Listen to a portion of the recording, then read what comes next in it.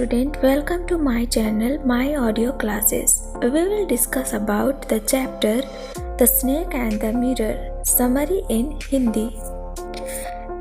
The Snake and the Mirror एक doctor की कहानी है जिसने हाल ही में अपने अभ्यास की शुरुआत की थी, इसलिए उनकी कमाई कम थी।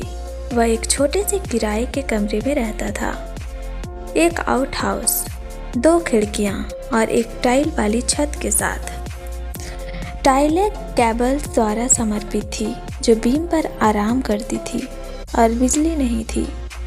उनके बैग में केवल 60 रुपये थे, कुछ शर्ट और कुछ धोती के अलावा उसके पास एक काला कोट था। कमरा चूहों से प्रभावित था, हालांकि उनके सपने और महत्वाकांक्षाएं इसके विपरीत थी। गर्मी की एक रात वह रेस्तरां में अपना भोजन करता था और घर लौटता था।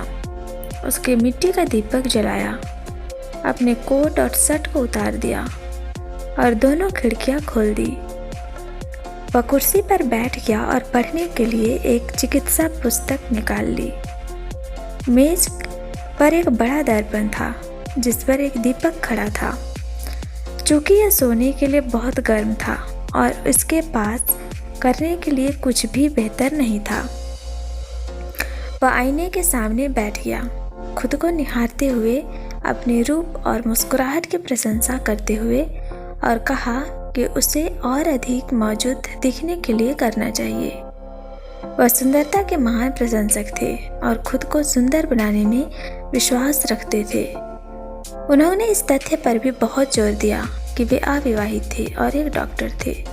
उनकी उपस्थिति से खुश होकर उन्होंने दैनिक रूप से दाढ़ी बनाने और अधिक सुंदर दिखने के लिए एक पतली मूछें उगाने फैसला किया। जिस तरह से उन्होंने फैसला किया कि यह निर्णय एक महत्वपूर्ण था और उनका पृथ्वी हिलाने वाला निर्णय हमेशा अधिक सुंदर दिखने के लिए मुस्कुराता रहता था। जिस तरह का व्यक्ति था और उस तरह का व्यक्ति वह बनना चाहता था और कहानी को हास्यप्रद बनाता था। धीरे धीरे उनके विचारों को स्व प्रशंसा से स्थानांतरित कर दिया गया ताकि उनकी ये भावी शादी की योजना बनाई जा सके। वह एक महिला डॉक्टर से शादी करना चाहते थे जिसके पास बहुत पैसा और एक अच्छी चिकित्सा पद्धति थी, क्योंकि उसके पास या तो नहीं था। वह एक मोटी पत्नी चाहता था ताकि जब भी वह कोई गलती करे तो वह भाग जाए और उसकी पत्नी उसे पकड़ न सके। वह अपने द्वि स्वप्नों में इतने तल्लीन थे कि अचानक हुई चुप्पी को उन्होंने ज़्यादा महत्व नहीं दिया। चूहों ने लड़खड़ाना बंद कर दिया था और उसके पीछे कुछ गिरने की आवाज़ आ रही थी। उसने उसे एक तरफ कर दिया, लेकिन इससे पहले कि वह नज़र घुमा पाता, एक सांप कुर्सी के पीछे से फिसल गया और उसके कंधे पर की चोट लग गई। डॉक्टर बेहद डरा हुआ था क्योंकि सांप उसके चेहरे की केवल कुछ इंच की दूरी पर था। भयभीत होकर वह पत्थर की ओर बैठ गया। सांप उसके कंधे के पास फिसल गया और कोहनी के ऊपर उसकी बाईं बांह के आसपास छा गया। डॉक्टर ने उसकी बांह पर एक कुचलने वाला बल महसूस किया। क्षण भर पहले जो डॉक्टर अपने रूप और अपने पेशे पर इतना गर्व करता था, वह भय से कमजोर था। उसने सोचा कि उसके पास विभिन्न दवाएं हैं और यदि सांप ने उसे काट लिया तो कोई भी उसे बचाने के लिए पर्याप्त था। मौत के डर के इस क्षण में उन्होंने महसूस किया कि वह केवल एक इंसान था, एक गरीब आदमी, घमंड करने के लिए कुछ भी नहीं। इस पल में उसने अपने पास भगवान की उपस्थिति महसूस की। अपनी कल्पना में उन्होंने अपने हृदय के बाहर चमकीले अक्षरों से इमेजिनेशन, हे भगवान, लिखने की कोशिश की। उसने अपने बाईं हाथ में दर्द महसूस किया जहां सांप ने काटा था। उसे एहसास हुआ कि अगर सांप ने उसे मारा तो उसके पास उसके कमरे में कोई दवा भी नहीं था। तभी उसने सोचा कि वह एक गरीब मूर्ख डॉक्टर था। इस तरह उनके विचार खुद को एक सुंदर अविवाहित डॉक्टर से बदल गए। खुद को एक गरीब, मूर्ख और बेवकूफ डॉक्टर कहने लगे।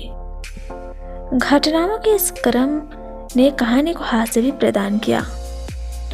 जिस क्षण उसने अपने वास्तविक मूल्य को स्वीकार किया, देवता खुश दिखाई दिए और स्वयं के सांप में से छोड़ दिया और दर्पण के सामने मेज पर बैठ गया। डॉक्टर चुपचाप उठे और दरवाजे से बाहर निकल आए। अगली सुबह जब वह वापस आया तो उसका सारा सामान सुरक्षित कर दिया गया था, लेकिन उसके गंदे बनियान के लिए, जो चोर के लिए बहुत गंदा था। The Snake and the Mirror. This is a story about a homeopathic doctor. During his early career days, the narrator of this story is the doctor himself, where he narrates this story to some individuals. In this story, the doctor tells us that he lived in a small rented rooms during that time. Furthermore, the tiles of the room were supported by gravels, which in turn were supported by the beam. Moreover, rats were roaming all over the room and there was no electricity supply. Hence, the room was in a dire state.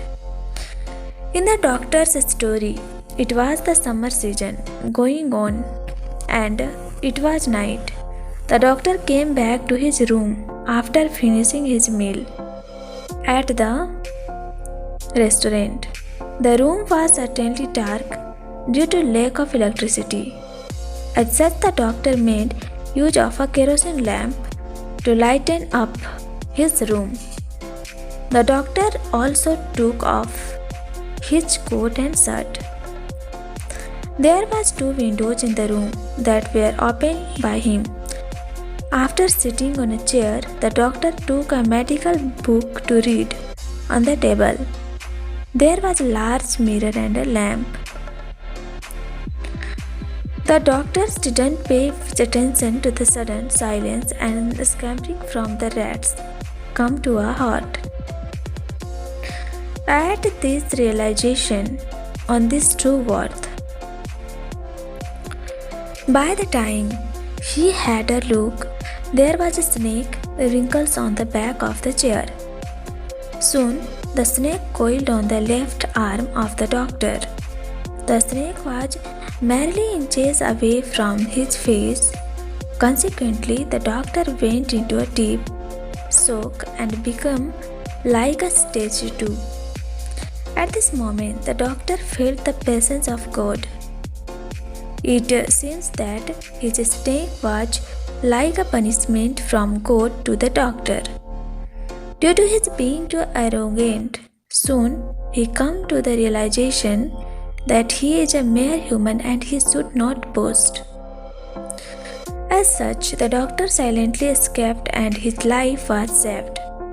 After the conclusion of the doctor's narrative, some interesting listeners asked him some questions related to the story. The Snake and the Mirror summary teaches us that we should not be proud of yourself and whatever one has is a blessing from God. Thanks for watching and do like, share and subscribe my channel.